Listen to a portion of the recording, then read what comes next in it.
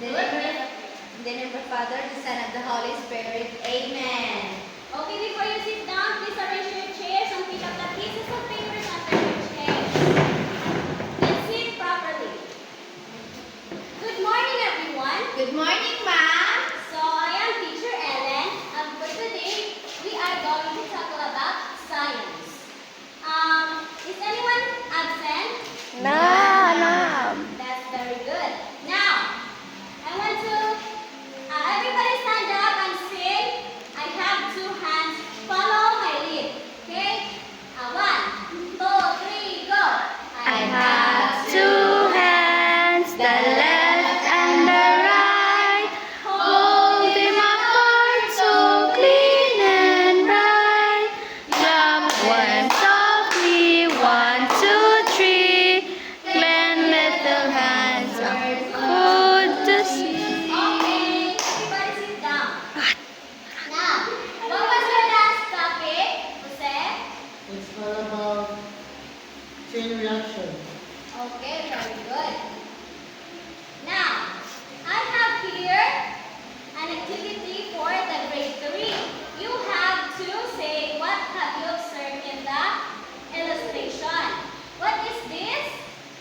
A floating duck. Yes, a duck that floats. How about this?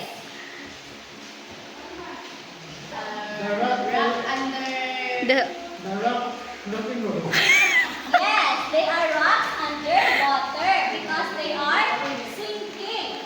Now, for the grade 4, everybody look at the TV and grade 4, unscramble these words. How about the first word? Float. Yes, very Come good. here, answer The no. second word? Sing. Yes, very good. Give a hand of applause, please. Okay. Now, today we are going to talk about materials or objects that float and sink. So, yes. So, what does it mean when we say float or sink? First, float means to stay on top, meaning everything or when you put an object or materials in the water and then it stays on top of the water, it means it is floating. But when you put another material on the water but it sinks to the ground, it means that it is sinking. Like that. The ball. What do you say about the ball? It is floating. And the bowling ball is sinking. Very good. That is a beach ball, which is floating. And this. Meanwhile, this is materials that Sink.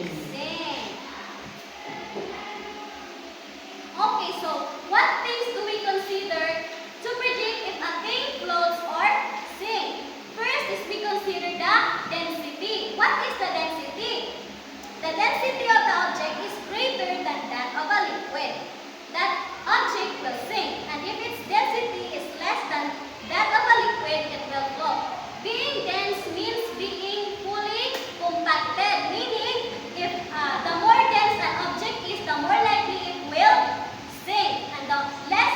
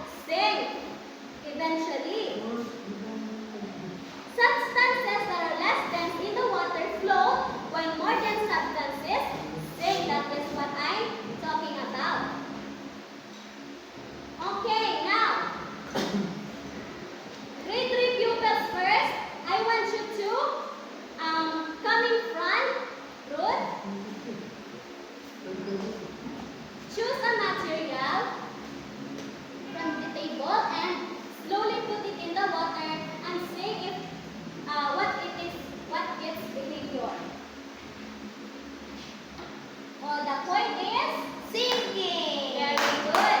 Nicole? Okay, and by the way, grade 4, you take down note if the material floats or sink, okay? Yes, ma'am. Okay, the cotton slowly. Sinking. Very good. Set. Do you want to?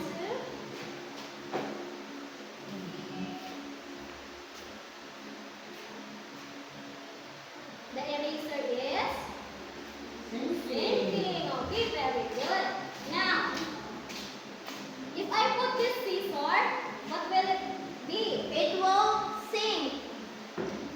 Yes, it sinks. Very good. How about the bottle cap? Float. It will be floating. Yes, it floats. How about the marble? Sink. It will sink. Yes, it sinks. How about a piece of paper? Float. It will sink. Float. It floats, but eventually it will sink Sink. because it is porous. How about a candy wrapper?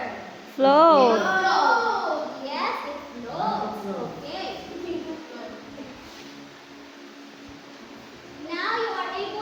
Now that you are able to predict if a material is will sink or float, because you have understood that if a material is more dense, it will sink, and if a material is less dense, it will float, and if it is porous, it will sink. You are able to predict if it stays on top or to the bottom of the water. Now,